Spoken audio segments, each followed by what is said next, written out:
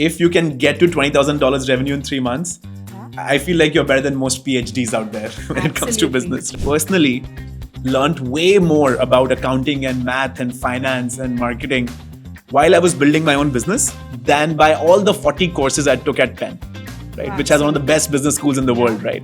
It's a 12-month program. Students travel to 3 different locations. The first 4 months are spent in Dubai. Next 3 months they spend in Shanghai in China. The next 3 months are spent in Madrid. So should we get into details of what businesses they will be building in each of these locations? Absolutely. In Dubai, you're working on building your own consumer brand. And the target we've set is like $20,000 in revenue. So China is where you'll pick a physical product and you're working on scaling it. You'll go to factories, you'll figure out prototypes, you'll negotiate with them, you'll negotiate on the minimum order quantity. You land in Madrid, pick a theme that resonates with you, and you create an experience venture out of it. One of my personal favorite courses is how do you create viral content like Mr. Beast? Will Mr. Beast teach that course? Who knows? Who knows? Professor Rachel Conrad, she used to be a communications director for Elon Musk for Tesla, who now teaches at Stanford.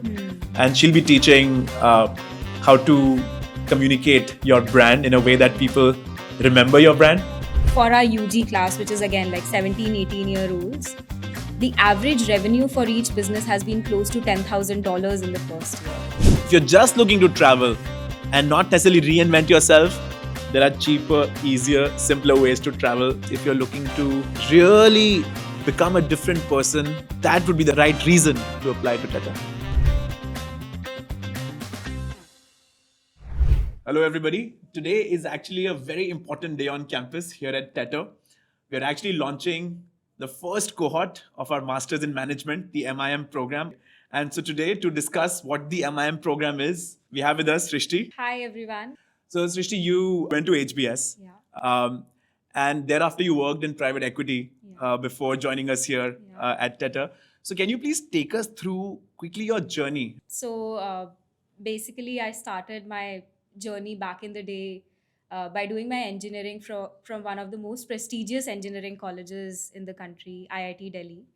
I landed... By the way, just for everybody's knowledge, IIT Delhi is like the toughest college to get into anywhere in the world. It's tougher than MIT, tougher than Harvard. So I have huge respect for people, not those who graduate, but those who get in. Right? Yeah, I tried a bunch of things. I tried research, I tried supply chain. Realized this is not for me. So completely switched gears and moved into management consulting. That's where was my first job. So I was at EY Parthenon, consulting in the education space actually. And then like my next move in my journey was to a private equity fund called Warburg Pincus. Yeah, of course. It's one of the global PE funds. I was based out of their Mumbai office, was working across different sectors, got a chance to work on one of the biggest direct-to-consumer deals at that time. So this is a company called Boot. So yeah, during my time, I was looking at a bunch of projects and then was also applying for my MBA. Was very, very lucky to get the acceptance from HBS. Yeah, so I spent the next 2 years of my life in Boston. Had the most transformative journey for me. I think obviously the classes, case method, everything added. But it was also the countries I traveled to and the people I met. I always wanted to come back to India. And now, very recently, I've joined you to launch the MIM program here.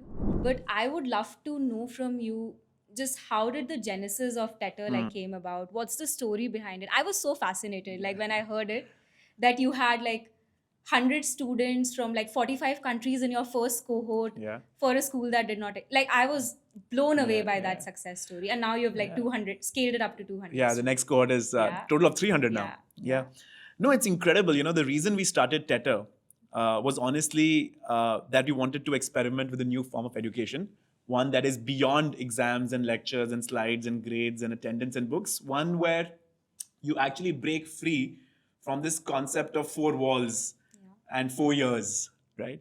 And $400,000, especially if you're in the US. Right? I think there are these notions that education has to be, that you study one night before the exam, that there is an exam, and then you forget everything the day after.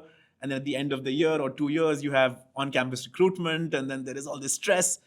That's what all of us have taken education to mean for the longest time. And so we thought, let's experiment. So we went back to the drawing board and we actually looked at the biochemistry of the human brain and how it actually learns, assimilates, and grows, right? But long story short, when you make people experiment, when you make people travel, when you make people actually build, that's when they truly grow, that's when they truly learn, that's when they truly uh, assimilate new information into the fabric of who they are, right? I'll give you one small example. When I was in college, I literally studied abroad in every semester, right? I studied abroad in Ghana, I studied abroad in London, I studied abroad in China. And it was during these travels that something unlocked in my brain, right? I started looking at the world very differently. Earlier, I had my worldview and I used to hold it very tightly, right? This is what the world is and these are the rules of engagement of the world. But when I got challenged in China to think differently about how large businesses can really get, or when I was challenged in Italy to see how design plays such an important role. I never thought design is important in business, but when you go to Italy, when you see Ferrari and Ferragamo and all of these companies, you see a very different side of thinking, of learning, right? I think my travels really opened up my mind. Of course, I met amazing friends. Of course, I saw some amazing companies. But more than that, I think all of this combined changed the kind of person that I was, right? And that's why travel was something I wanted to keep central to this new experiment in education, that we were conducting. Learning business by doing business was another one, right? I personally learned way more about accounting and math and finance and marketing while I was building my own business than by all the 40 courses I took at Penn, right? Wow, which has one of the best business schools in the world, right? It's incredible, right? I remember I had studied accounting in class. I had received a 4.0 grade, so A plus grade, in all three of my accounting courses. But when it came to actually doing accounting for the business that I was running, I was completely stumped. I got 2 notices from the tax authorities, right? Because I had not prepared my documents right. And it's only when I corrected those mistakes, it's only when I was actually building the balance sheet for my own business did I realize what accounting truly is, right? I had learned a lot of marketing frameworks. None of those were able to help me as I was trying to get more customers for my fledgling startup, right? It all happened as I tried Google Ads. Google overcharged me, and then I fought with Google, and I understood what digital marketing is, right? I tried a creative on Instagram, it did not work. I tried another one, it did not work. I tried 20 more, none of them worked. And just before I was about to give up, this one small change I made to some small creative, and suddenly that ad worked, right? So it was making those 20 mistakes that allowed me to really understand what digital marketing is. And I think that's where the learning business by doing business. So funny story for me, I was an engineer. I knew not even the A of accounting, and I landed up at a private equity firm. Yeah. I had to learn everything. So the first 3 months were terrible. I was trying to ramp up, but eventually I learned it very well. And I'm sure I'll be hopefully taking some of the accounting lessons for our MIM class. And you didn't study accounting in a class. You studied accounting in the wild. I've never studied it. In the wild, right? I think that's the best kind of learning. And so, of course, Tetr I wanted, along with travel, to have this learning business by doing business. And finally, I wanted practitioners to come in and teach as much as academic faculty, right? I have huge respect for academic faculty, but I think you have to maintain a balance between some courses that are best taught by academic faculty, but then to have certain electives or area courses that are taught by practitioners who have been there and done that exact same thing. Right? It's very tough for digital marketing to be taught by an academic faculty because it's such a practice-oriented subject. You can only teach digital marketing if you have done it before, hopefully for a large company, right? And so I think these are the 3 things that I had learned from my life are important in education. And we thought, okay, let's craft something. And that's how Tetr started, with an undergraduate program.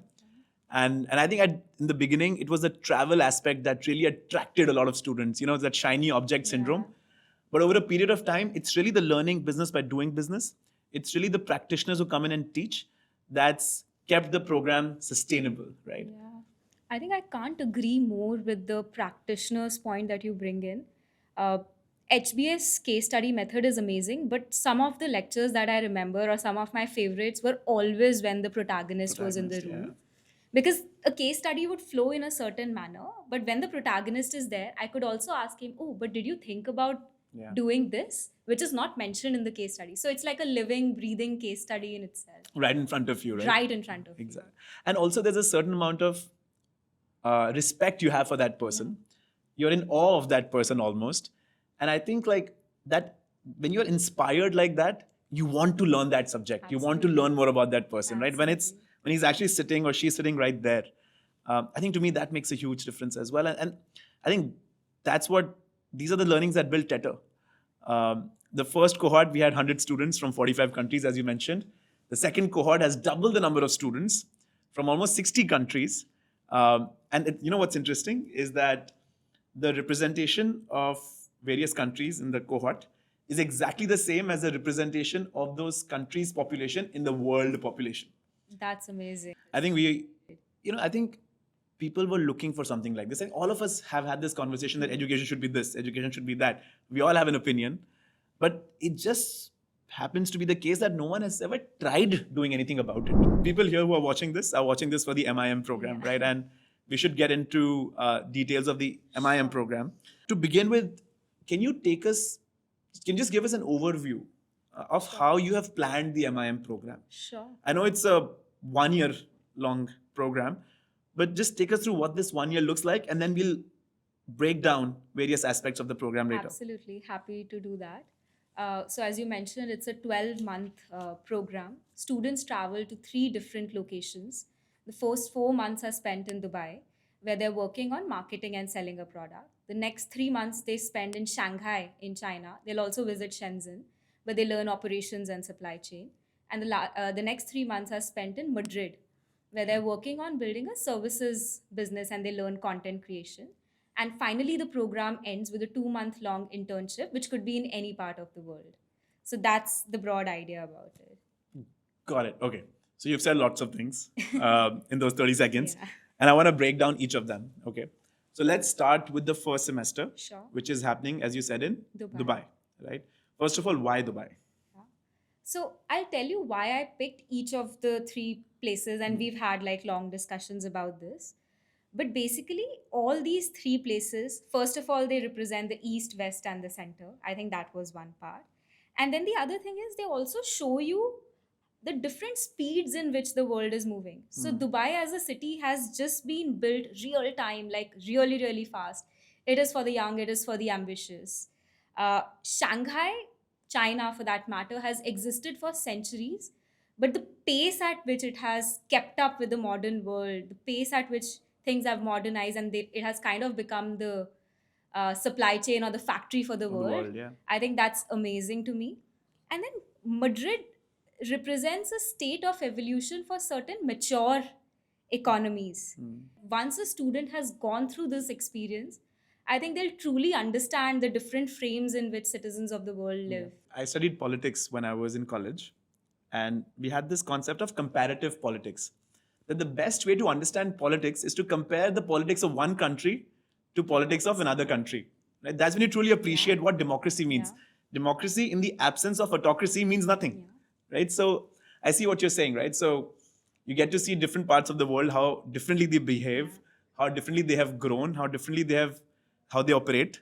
I think another very interesting thing is that the languages spoken across these 3 places, English, Mandarin, and then Spanish, I think we have the most native, most native speakers in the world for those 3 languages. Correct. So it's actually like a huge view into how the world is.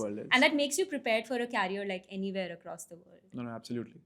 And I think if you want to get into, let's say, a private equity job, I think these 3 locations are super relevant. If you want to get into a startup, I think these 3 locations are incredibly relevant. And if you want to go back to your family business, let's say, then I'm sure China and Dubai and Europe would play a role either in the supply chain or in the customer side. Absolutely. One way or the other, right? Absolutely. But I want to interject. We do not have US, right, in this. And I know we have had these debates as well as to why we don't have the US. And I think it's important for our audience to know why we had to omit US, at least in this cohort. Yeah. I think so there was a lot of back and forth between us around like Madrid versus US, like because we wanted to keep a country of the West. I think given the current geopolitical situation, given the uncertainty around the visa situation, I think maybe for this cohort, we thought it might be safer to exclude it. And once the situation improves, I guess going forward, we might keep that as an option. Okay. But happy to hear your thoughts as well. No, I think my sense is that the fourth aspect of the program, which is where we have the 2 month, 2.5 month internship. I really hope that we can send as many students to the US, right? Because the US is important as well. We can't ignore US. It is the largest economy, and it is still growing really fast. And irrespective of who the president is, who the party is, etc., it is important, right? So I really hope that we can still cover US in some form or another for many students. I know it will not be possible for all the students because the visa regime is now really tough. So should we get into details of what businesses they will be building in each of these locations? Absolutely. And before that, tell us why building a business is important to learning business. I touched upon it earlier a little bit, but I'd love to hear your thoughts on it as well. So I'll tell you, Pratham, and this is a personal story that I'll share. While I was making the decision to join Tetr, make the switch from PE to Tetr, I was very scared myself. I had helped a lot of founders, I had helped a lot of executives make those decisions, but maybe I had never made those decisions myself. And now that I'm in here, I think each day is a new day. Each day I make a new mistake. Each day I learn from it. And from my personal experience, I can say, till the time you actually get in, make those mistakes, learn to fail, get up again and push through, I think you can never learn anything of importance. And now, I think just in a span of 2-3 months, I feel fully confident that I can venture into anything that I want. No, I think a lot of students ask me, Pratham, I do not want to start my own company. I do want to work in private equity, for example. Why should I have to then build businesses to learn business? What would you respond to these people? So I would say deepest insight, your analytical abilities can only get you up to a certain level in private equity. Ultimately, you are the trusted advisor of the companies, of the CEOs that you're investing in. Right. And if you have done that yourself, be it VC, be it P, I think those founders, those executives will trust you so much more, and they will come to you whenever they have any difficult moment in life. And that's what differentiates, in my mind, a great investor from a good one. So a good investor could be great analytically. Absolutely. But a great investor is an entrepreneur himself. In one way or another, right? Yeah. And the other thing is that at the end of the day, business is like swimming. If you know swimming, you can swim in a pool. If you know swimming, you can swim in a river. If you know swimming, you can swim in the open water, in the ocean as well, right? Similarly with business, if you know how to build a business, you can definitely do a good job as a marketing manager. Absolutely. If you know how to build a business, you can definitely be a good investor. Absolutely. I think all of that comes from that basic core skill of building a business. Now let's break down the 3 businesses. Yes. Right? Yes. So we are in Dubai. We land in Dubai. What are you making us build? Yeah. So in Dubai, you're working on building your own consumer brand. So the way you would do it is you'll identify a product that solves a problem for the customers. You'll brand it and package it, and then you figure out the channels on which you'll be selling it. Give me some examples of these products. It could be an apparel company, like a t-shirt company, for example. It could be a skincare brand. It could be a healthy snacking brand. It could be something as simple as bed sheets or curtains. Consumer electronics. Yeah, consumer electronics could be one of them. Anything that you want to choose. Effectively, you just pick something off the shelf that you get from a manufacturer. You have to create a story, narrative, brand around it. The skill you're learning here is branding, marketing, and making your first sales. Distribution. Yes. Yes. Creating a lot of content. And the target we've set is $20,000 in revenue. Got it. So that's what we'll hope that as that's my favorite part, right? So 3 months, $20,000 revenue. Yeah.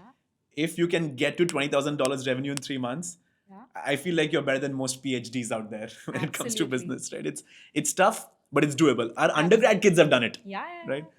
Have you met some of those kids? Yeah, I have. So I met one of our favorite teams, Surf Club. Yeah. They created a brand called Surf Club, which does pickleball rackets. Merchandise, yeah.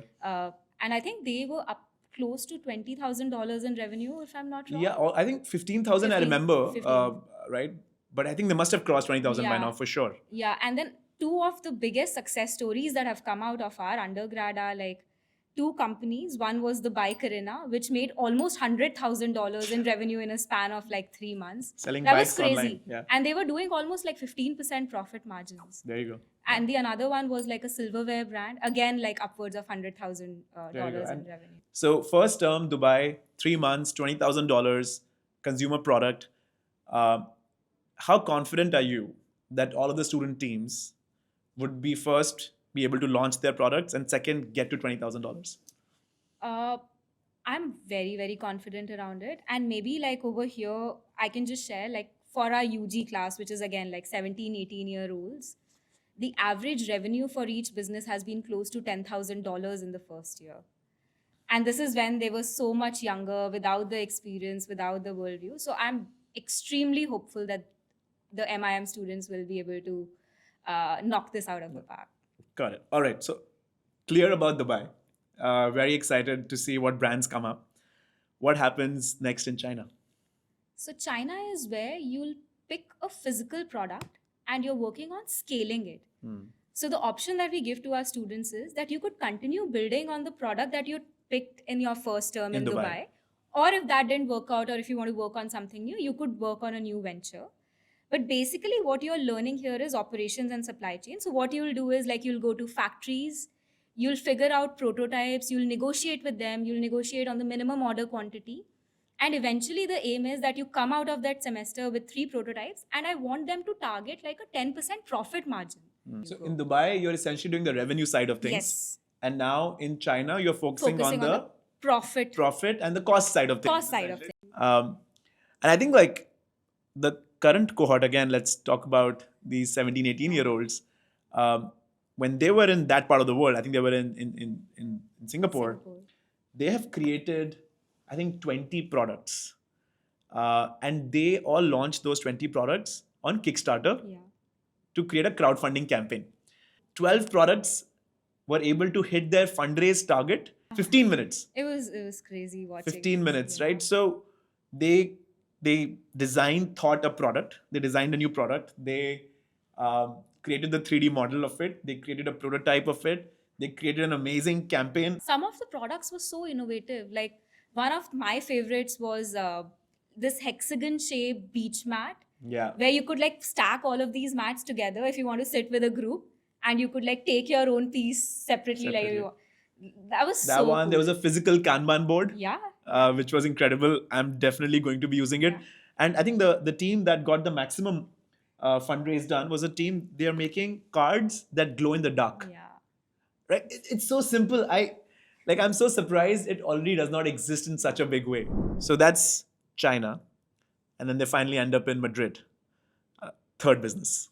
Go ahead. So we've given them a flavor of what it is to run a product business in the first semester. Over here, we wanted to shift gears a little bit towards a services business. And the other skill that we were wanting to also impart was like content creation. So basically, you land in Madrid. It is a very touristy place. So effectively, you pick a theme that resonates with you. It could be food, travel, singing, dancing, anything. And you create an experience venture out of it. And then you have to market and sell it on a social media platform. I'll give you a few examples so as to explain what it could be. It could be, let's say, a pizza tasting experience in the city of Madrid. It could be cocktail making. It could be a salsa dancing workshop. It could be like yoga with dogs. It could be a book club. It could be a run club. It could be anything. Yep, enough experiences out there. Yeah. Yeah. So that's the idea. So it takes a different type of mindset to actually be in a services business. And that was definitely something that we wanted to cover as a part of it. The outcome here that we expect is that they have to get 20,000 followers across like social media channels and then sell their whatever service, have 100 paying customers. I think I want to talk a little bit about that, I think the biggest differentiator that a successful company today has is distribution of its own. Right now, if you're only selling on Amazon, if you're only selling on through ads on various platforms, it's going to become unsustainable, if not today, then tomorrow. Right? So to own your own distribution, right? I think it's incredibly important. So any brand that has its own following on Instagram, on LinkedIn, on YouTube, can then push its products through its own following rather than paying an influencer to do it. Absolutely. And if we can help our students graduate with a following already in place, Yes. then whatever they may want to do in the future, it will be helpful. And of course, now the services DNA, as well as you mentioned, it requires a different kind of a skill set Yes. to sell a services product. Maybe I also want to talk a little bit about how our classes will actually help them be successful. Let's come to that. Yeah, I get this question a lot. That is it all just about building businesses, or will there be faculty coming and teaching us something? Yeah. Right. So basically, the way we've designed the course, and that's the Tetr's methodology, ideology, however you want, the capstone is at the center of it. And then all your classes are actually supposed to help you be able to deliver best on the That business capstone. That you're building. So, for example, in term one, if you're building a consumer brand, a few of my personal favorite courses there are how to brand for Gen Z and Gen Alpha, how to run an entire supply chain from your dorm room. When you go to China, given you'll be negotiating, one of the courses that we have is how do you negotiate across cultures and across languages When you don't speak the same language. when you don't speak the same language. Now, in term three, given content creation is one of the focus areas for us, one of my personal favorite courses is how do you create viral content like Mr. Beast? Will Mr. Beast teach that course? Who knows? Who knows? The other thing that, again, in Europe, like it will also kind of be towards the fag end of their journey. We also want them to be ready to like pitch products. So how to convince investors to bet on you is again another course that we are tackling in Europe. And as you were speaking, I was just reading at the course list. In term one, we also have how to read and write financial statements. Right? It's accounting 101, but when you put it in such a way that how to read and write financial statements, it makes you want to study it, right? And especially because you'll be building your business for which you have to file taxes, for which you have to register formally in the country, for which you have to get a bank account, for which you may have to get a loan, for which you may have to raise funds. You will need your books of accounts in order, right? And believe me, like as I mentioned earlier, that's the best way to learn accounting, right? Is to actually build your own books of accounts for your own business. You were telling me this earlier when I had joined, like renaming every course or workshop to the how to format makes it super, super clear in the student's mind why they are learning them, and also in the professor's mind that what learning outcome they're supposed to drive out of it. So everyone knows like why they are in the room and why they are doing what they are doing. Pratham, do you want to take a moment to also talk about the faculty that we have coming in and teaching some of these courses that we talked about? So I always look at the faculty in the 30 kind of a format, right? So 30% of our faculty essentially going to be our full-time faculty that's resident at Tetr. They travel with the students as much as possible. And they teach the most fundamental of courses, right? How to read and analyze a financial statement. How to find fraud in a balance sheet. It's a very popular course that we have here. I think these kinds of courses are best taught by academic faculty who have the patience to sit with the student and make sure that down to the last student understands what the principles of accounting actually mean, right? 30% of our faculty is visiting faculty from universities, mostly in the US. And that's always been consistent across all of our programs. They teach at some of the most highly ranked business schools, from yours, from mine, from Stanford. They come down and they teach perhaps the most popular course taught in those areas. So, for example, we have Professor Rachel Conrad. She used to be a communications director for Elon Musk for Tesla, who now teaches at Stanford. And she'll be teaching how to communicate your brand in a way that people remember your brand. So faculty like her. Dr. Shad Morris, who is Dr. the Shad former Morris. faculty fellow at MIT Sloan. Yeah. He'll be teaching the course how to build a winning team from day one. Yeah, because one thing I will tell everybody, and if you end up at Tetr, you will have at least 2 fights or more with your teammates, and how to resolve those fights is an actual course in of itself taught by Professor Shad Morris. That course usually gets like a 4.9 on 5 rating, Wow. right? It's That's amazing how stellar. he teaches.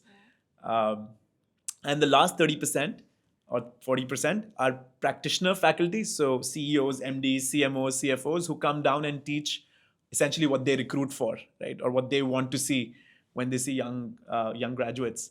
And so there we have folks like Professor Edward Rogers. Yeah, yeah. One of my favorite faculty. He comes to us from NASA, and he teaches how to Manage complexities. how to think of systems at scale. And he actually talks about case studies of various NASA programs, right? And how to take a man to the moon is an incredibly tough problem. But when you break it down into like 15,000 small micro steps, and you have one person responsible for each of those steps, how suddenly the magic starts to appear and you're able to reach the moon, quite literally. I think Kevin Eva Norton, who was a former gaming and product expert at Microsoft, Yeah. is actually taking a course on how to build products that people can't live without. Kind of a gamification. Yes. She uses this book called Nudge to teach students how products can be built with inbuilt habit formation strategies, right? So as you're working on the product, you're also getting addicted to the product. I don't know if it's a good thing or a bad thing anymore, but definitely a skill, useful to have. Yeah. Now tell us more about what students, when you're in Dubai, when you're in China, of course you're studying, of course you're building a business, but since you're in those countries, you might as well visit some companies there. Yeah, there's almost like 5 to 6 immersions, like 5 to 6 business immersions that we do in each place, and a few cultural immersions as well. I'll pick some of my favorite ones that I have. When you go to Dubai, you actually visit Emirates, The airlines. one of the biggest airlines in the world, and see how it operates from the inside.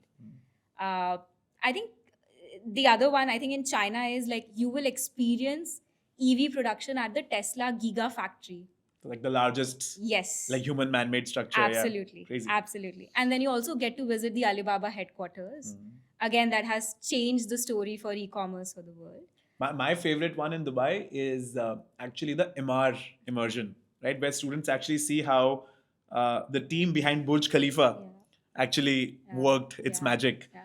I think in China, I'm also excited about Tencent, right? Which is sort of the operator of WeChat. And I think it's only in China where you have this super app where whether it's your messaging or your email or your travel or your payments or your social media, it's all on one app. To see how Tencent has built WeChat, it's going to be incredible as well. Yes. And what about Madrid? In Madrid, because like Europe is the hub for sustainability, we take them to Iberdrola headquarters, which is one of the leaders in the world of clean energy. And they get to see how Europe is making that transition towards net zero. Net zero, one of the most sustainable countries. Yes. Also, I remember you told me about the immersion with the sports. Yes, so that's a part of our cultural immersion. So that's again, you actually will get to watch like a Real Madrid match live while you're in Madrid. So what better energy than that? Yeah. More than, of course, go have fun. But I think more importantly, to understand the sports economy. I know it's a cultural immersion, so very little business to do with it. But I think students hopefully will look at that game with that business lens a little bit. Absolutely, I think that's the intention. Some of the other fun activities are like desert safari in Dubai, and then visiting the architectural marvel, the Bund in Shanghai, and just understanding the intricacies of the development. Visiting so many factories, factory as you're doing your visits, business, those are usual. That's, you're not even talking that's about BAU that. Basically. Yeah, that's BAU. That's BAU for me. No, but what is? I mean, is it anything that you wanted to do in this program that you couldn't do? I think if I leave aside US, I think I have covered everything that I would have wanted to in this as part of this program. One thing I would have loved to do is, and I'm sure you'll try now that I've said it on in public on camera. Like if we can actually also see how the political centers of these countries work, right? Like, can we go to Dubai and actually meet the prince or the king and ask them questions about their vision for Dubai and Abu Dhabi? Oh, absolutely. Right? Or when we're in China, we actually see the CCP, the communist, the Chinese Communist Party, like a session of theirs, actually in action. That would be incredible for students to really see not just how companies work, but how countries work, right? To run a country is also an endeavor in of itself. And I wish we could add that. I will No, no, request I you. have taken a mental note of it. It was on my to-do list. Definitely, like we would try to include some, if not all of that experience Yeah. into the Because in program. India, when students come to India in term two in the undergrad program, they all get to see the Indian Parliament in action. Right? They actually get to sit there full day, and see how our lawmakers fight and do all of their shenanigans. I think it's incredible to really understand what that country is about, and you come up with some interesting stories that you can tell later on in life. So, what kind of career outcomes can we expect out of this program? No, I think in many ways this first cohort will set the benchmark for the future cohorts, right? But my experience suggests that almost 50% of the students will be successful in one of the three businesses that they build, that they'll want to continue building that business with their teams even after they graduate, right? They would be making enough of a profit that would, I think, push them away from taking a job. My sense is that will happen for at least 50% of the students. In undergrad, I think that number is going to be a lot larger. But in postgrad, I think 50%. The rest 50%, I think, will go down this internship route to probably find themselves in one of three roles. Right? One is in investing. It could be public or private investing, could be private equity, could be venture capital, could be equities in general. I would say maybe a third of the students who find jobs find in that sector. And again, I think depending on where they're from, either they'll go back to their own country or they'll probably stay back in Dubai, which has an amazing finance and fintech scene, um, or probably move to the US or Hong Kong or London, right? One of those places. The second role that I expect a lot of our students to do is going to be around consulting. Of course, we have the Bain, BCG McKinsey, KPMG, EY Parthenon, etc. of the world. They have their offices in most countries. And my guess is that, not my guess, actually, I know this, that they really value students who have had this kind of an experience. Where they've built companies, where they can, where they have this exposure of various countries. So my sense is a third of students can probably find themselves at one of the consulting shops. Again, could be anywhere in the world depending on where they want to go. And I think the final third students would probably end up in general management, operations, or sales and marketing roles on the business side of things, where they're actually working with large companies like Google, Microsoft, or promising startups um, like Kareem in Dubai, you're right, or Tesla in China, or any one of these, in helping the business grow either from the product side or from the business side, right, sales side. So I'm guessing 30 to 40% of the students who end up in jobs will probably end up at these kinds of companies in operational roles, non-finance, non-consulting, operational roles.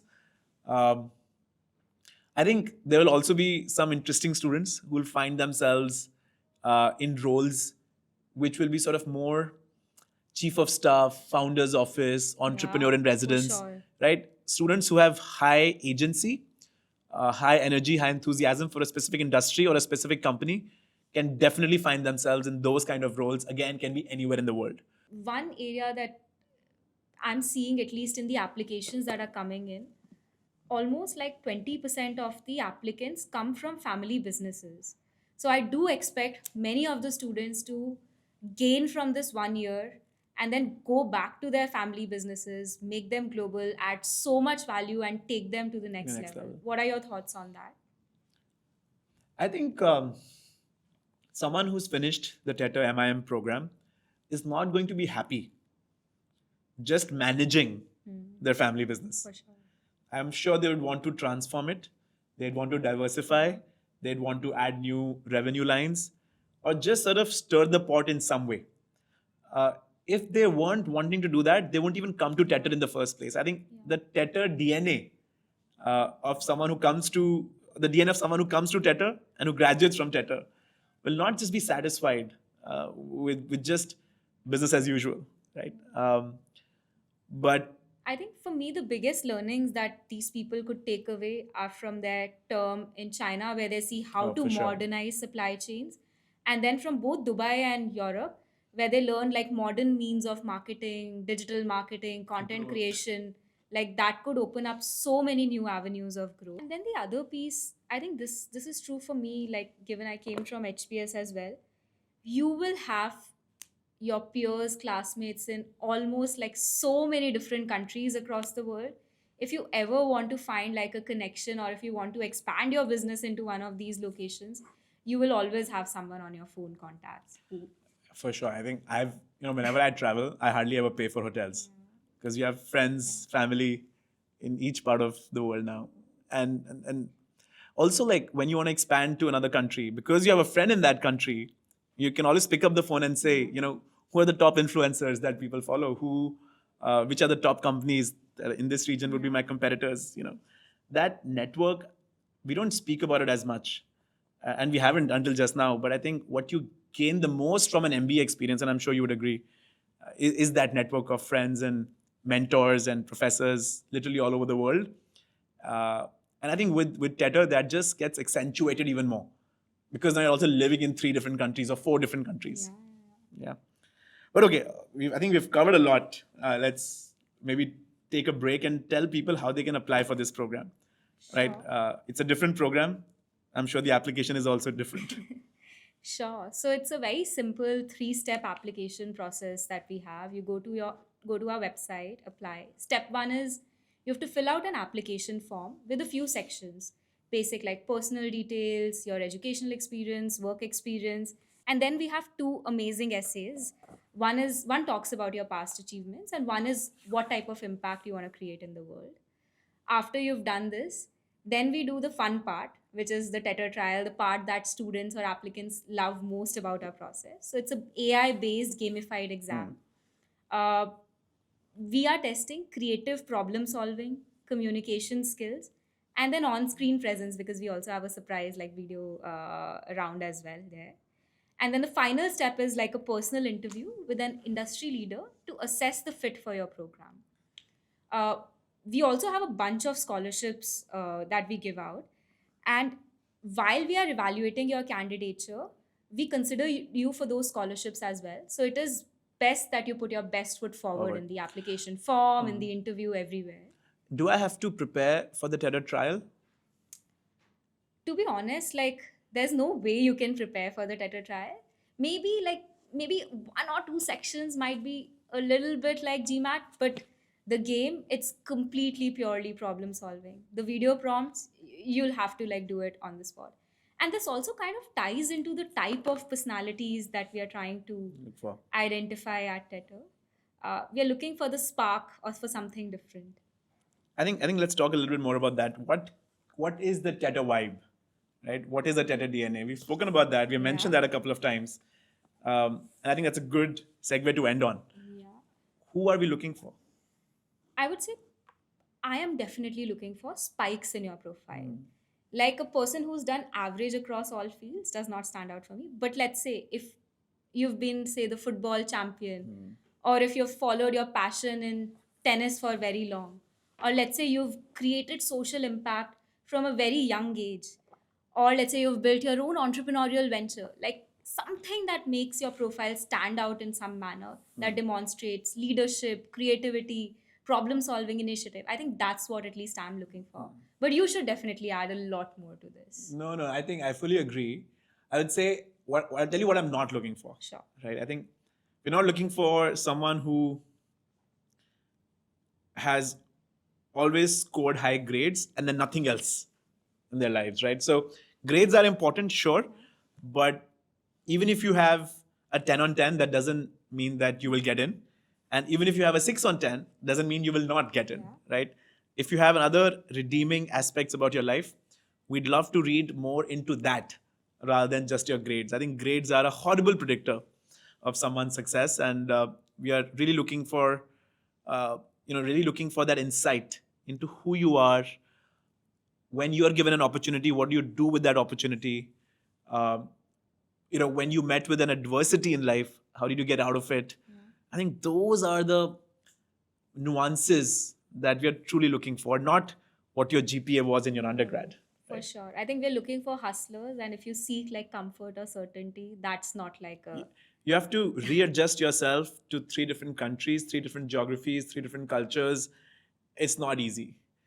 And if you just want a degree, there are other cheaper, easier, simpler alternatives. Go there, don't come here. If you're just looking to travel and not necessarily reinvent yourself, there are cheaper, easier, simpler ways to travel. No need to spend your time, energy applying to Tetr. But I think if you're looking to become a version 2 of yourself, if you're looking to switch orbits, if you're looking to uh, really become a different person, I think that would be the right decision, right reason to apply to Tetr. So, Srishti, we have spoken about everything, but we've completely not spoken about the cohort at hand. I know that admissions are going full swing. A lot of applications have already come in, and you've interviewed many. So, how's the cohort shaping up? Can you take us through what the makeup of the cohort is going to look like? Yeah. So just within a month of launch, we're already sitting at like 6,000 plus applications coming from all across the world. So Asia, which is like South Asia, China, Southeast Asia, is about 30% of those applications. Europe is close to 25% of the applications.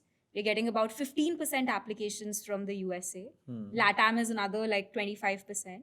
And the balance 10% is coming from Middle East, Australia, New Zealand, Africa. So like from different places across the world. Again, I think it's similar to the actual makeup of the world. Very similar.